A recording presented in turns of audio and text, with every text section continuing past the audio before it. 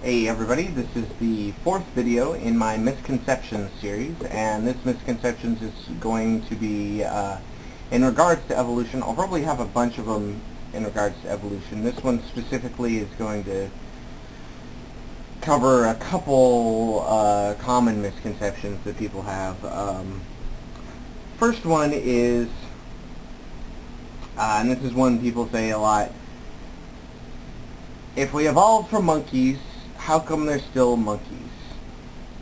Well, first of all, we didn't really evolve from monkeys. First of all, people get monkeys and apes confused. Monkeys have tails, apes don't. When they're saying monkeys, they really mean apes, which is kind of funny because humans are actually classified as an ape. But that's beside the point. For this discussion, we'll call humans humans, and we'll call the other apes apes. Now the other apes would be like gorillas, chimpanzees, orangutans, and bonobos.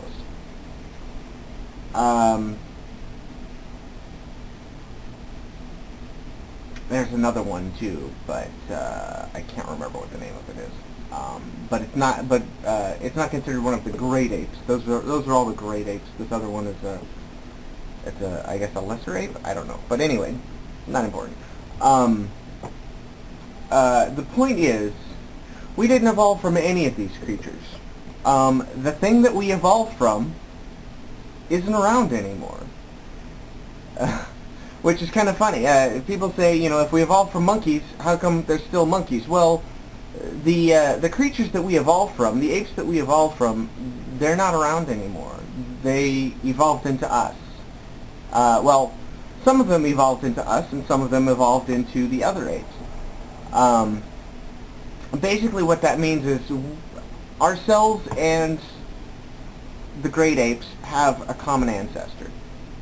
Now, that common ancestor has a common ancestor with monkeys, the kind with tails. So, in a sense, we did evolve from monkeys, but not modern-day monkeys, which is why we have modern-day monkeys. Modern-day monkeys are just as evolved as we are.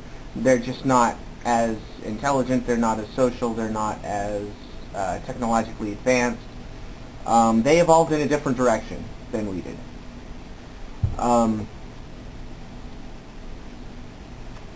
So that's the first misconception, and actually I think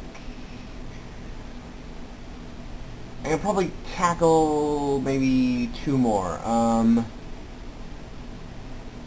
I think I'm going to go with microevolution versus macroevolution. This has got to be the most ridiculous argument that I've ever heard.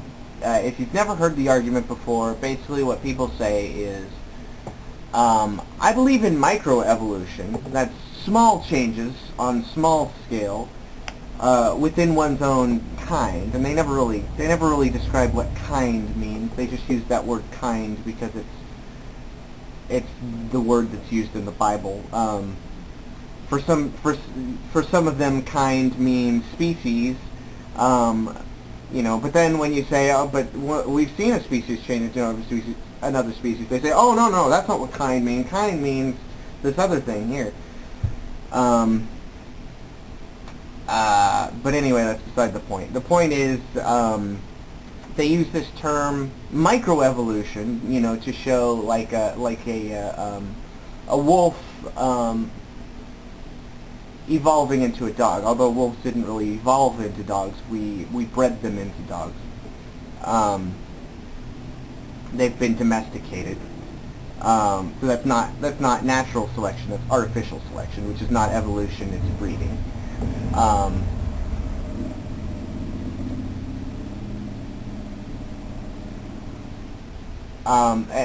So their argument is okay, yeah, small changes are observable, but just because there's small changes over a small period of time doesn't mean I'm going to believe in this macroevolution that a monkey can just give birth to a human. which of course evolution does not predict monkeys giving birth to humans. Um, the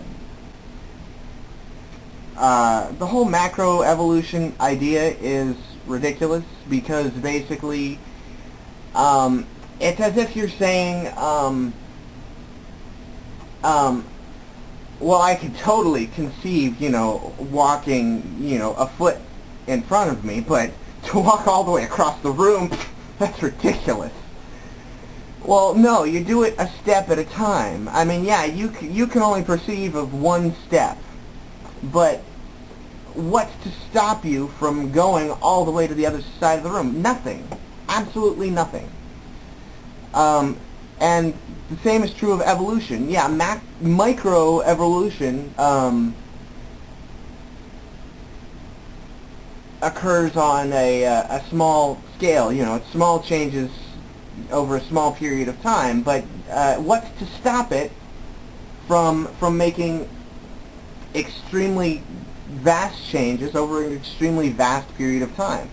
The only thing is the only way that we can see that is through the archaeological record, because it's such a long period of time that takes place that we can't witness it firsthand. Okay, so I think I've got time for one more. I might be able to squeeze a fourth one in, but this one goes into the whole Hitler used Darwinism to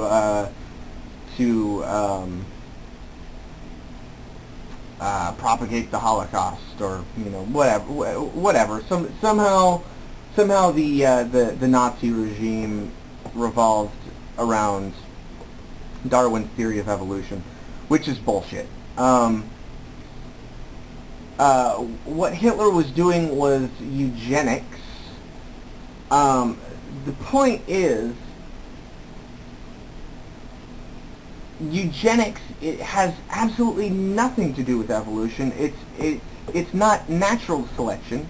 It's that artificial selection that I was talking about before, taking wolves and turning them into dogs. Eugenics is taking humans, breeding them so that you get the pure race, or whatever you want to call it, whatever he wanted to call it. That's what eugenics is. Eugenics has nothing to do with evolution. Evolution is a natural process. Eugenics is an artificial process. It's human breeding is what it is.